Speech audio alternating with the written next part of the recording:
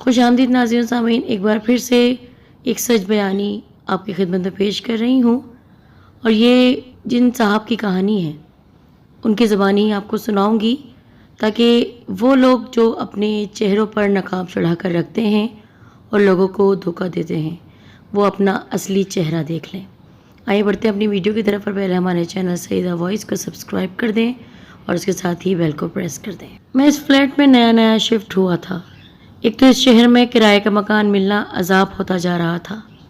ہر بار یہی بات کہی جاتی کہ آپ کی کوئی فیملی نہیں ہے، ماں باپ نہیں ہیں، کیا آپ شادی شدہ ہیں؟ ہمیشہ مالک کی یہی شرط ہوتی کہ فیملی والا ہونا آپ کو ضروری ہے۔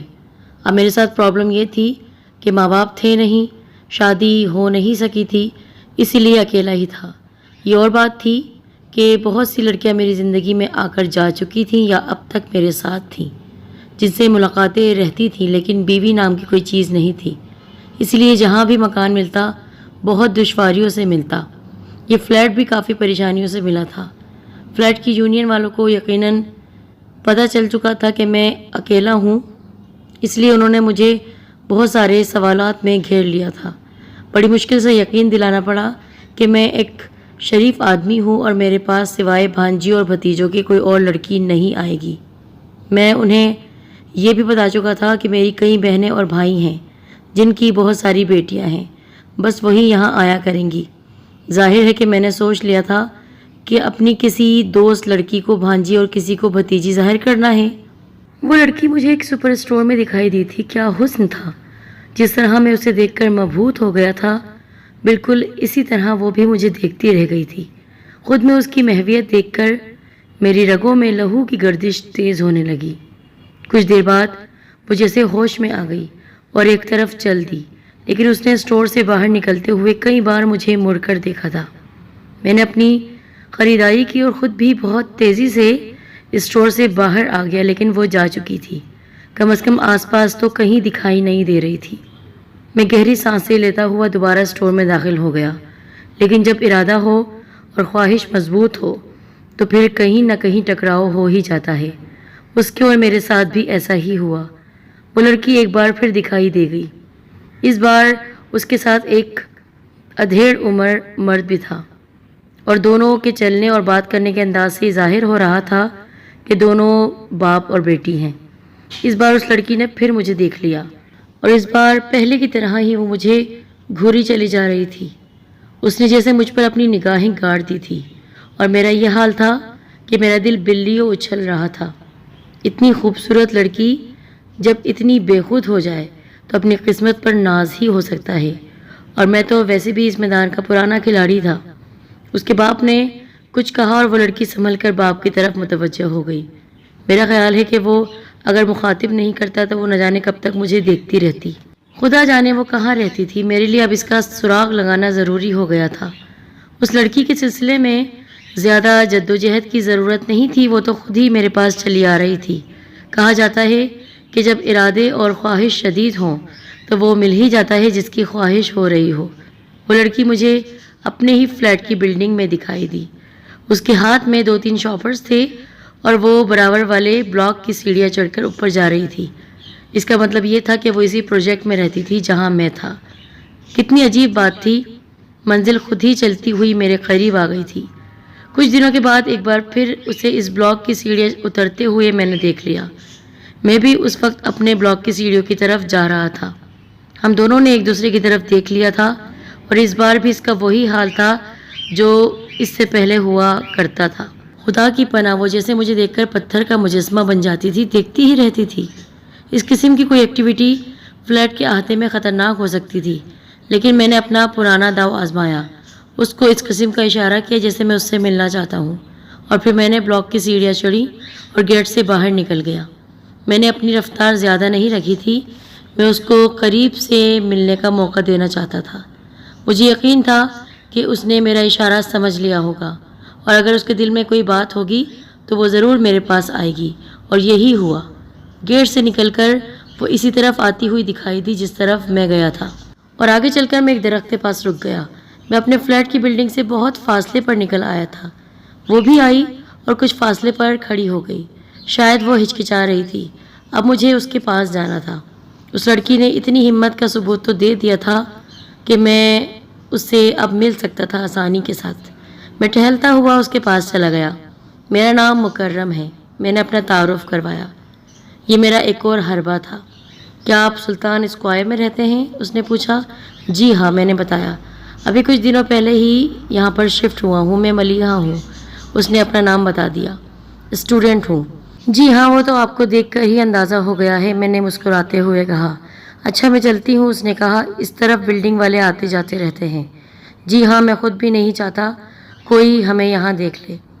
میں نے اپنی جیب سے اپنا کارڈ نکال کر اس کی طرف بڑھا دیا۔ اس پر میرا موبائل نمبر ہے، اگر آپ کا دل چاہے تو کبھی بات کر لیجیے گا۔ اس نے شکریہ کہہ کر میرا کارڈ رکھ لیا اور واپس چل دی۔ میں بھی بہت سرشار تھا، خوشی سے واپس آ گیا۔ اس بلڈنگ میں آنے کے بعد میں نے بہت احتیاط برتنی تھی۔ اب تک اپنے کسی دوست کو میں نے اپنے گھر دعوت میں نہیں بلایا تھا، حالانکہ یونین والوں کو میں مطمئن کر چکا تھا، پھر بھی احتیاط ضروری تھی۔ میں نہیں چاہتا تھا کہ اب یہاں سے بھی مجھے نکلنا پڑ جائے۔ لیکن اس کے فون کے آنے سے پہلے ایک بہت بڑا واقعہ ہو گیا میرے ساتھ۔ یہ معاملہ تھا نیہا کا۔ وہ ایک غریب گھر کی لڑکی تھی جس سے میری ملاقات 2 مہینے پہلے ہوئی تھی۔ ان گھرانوں کی لڑکیوں کا معاملہ بھی کچھ اور ہی ہوتا ہے۔ یہ دوستی کو دوستی نہیں سمجھتی، بلکہ جیون بھر کا بندھن سمجھنے لگتی ہیں۔ میں اسے 2-3 بار اچھے ہوٹل میں اپنے ساتھ لے گیا تھا۔ ایک بار میں نے اسے شاپنگ بھی کروا دی تھی۔ اس کے بعد اس نے مجھ سے شادی کے خواب دیکھنے شروع کر دیے تھے، جبکہ میں ان جھنجھٹوں سے ابھی دور رہنا چاہتا تھا۔ میں ایک صبح دفتر پہنچا تو وہ میرے کمرے میں پہلے سے موجود تھی۔ اس کو دیکھ کر ایک الجھن سی ہو گئی مجھے۔ ہاں بھائی، کیسا آنا ہوا؟ میں نے پوچھا۔ مکرم، میں نہیں جانتی تھی کہ تم اتنے بے وفا نکلو گے، اس نے گلا کرتے ہوئے کہا۔ کیوں، کیا بات ہو گئی؟ میں نے اپنی کرسی پر بیٹھتے ہوئے کہا۔ تم نے اپنا گھر بدل لیا اور مجھے خبر بھی نہیں دی۔ اب ڈھنڈورا پیٹ کر تو گھر نہیں بدلوں گا نا، میں نے روکھے انداز میں کہا۔ وہ کچھ اداس ہو گئی تھی۔ میں مجبوراً تمہارے دفتر آئی ہوں کیونکہ مجھے تم نے ہی اپنے دفتر کے بارے میں بتایا تھا۔ چلو ٹھیک ہے، تم پہلی بار آ گئی ہو، آئندہ مت آنا، میں اسے پسند نہیں کرتا۔ خیر بتاؤ، کیا ضرورت پیش آ گئی؟ اگر پیسے چاہیے ہیں تو اس وقت کچھ نہیں دے سکوں گا۔ مکرم، یہ تم کس انداز میں باتیں کر رہے ہو اور کیسی باتیں کر رہے ہو؟ دیکھو نیہا، یہ میرا مزاج ہے۔ میں ایک ڈھول کو زیادہ دنوں تک اپنے گلے میں نہیں لٹکاتا۔ میں نے دیکھا اس کی آنکھوں میں آنسو آ گئے تھے۔ ایک لمحے کے لیے مجھے افسوس بھی ہوا، پھر خیال آیا کہ اگر اس وقت کسی کمزوری کا مظاہرہ کیا تو وہ پھر سے میرے گلے پڑ جائے گی۔ میں میز پر رکھی ہوئی ایک فائل اٹھا کر دیکھنے لگا۔ وہ کچھ دیر خاموش بیٹھی رہی، پھر اٹھ کر چلی گئی۔ دراصل اب میری توجہ کا مرکز وہی لڑکی تھی جس نے اپنا نام ملیحہ بتایا تھا، اور وہ خود مجھے دیکھا کرتی تھی، میرے پاس چل کر آئی تھی۔ وہ لڑکی ایسی تھی کہ میری آوارہ فطرت اور مزاج کے باوجود وہ مجھے اتنی اچھی لگنے لگی کہ میں نے اپنے طور پر اس کو ہمیشہ کے لیے اپنانے کا فیصلہ کر لیا۔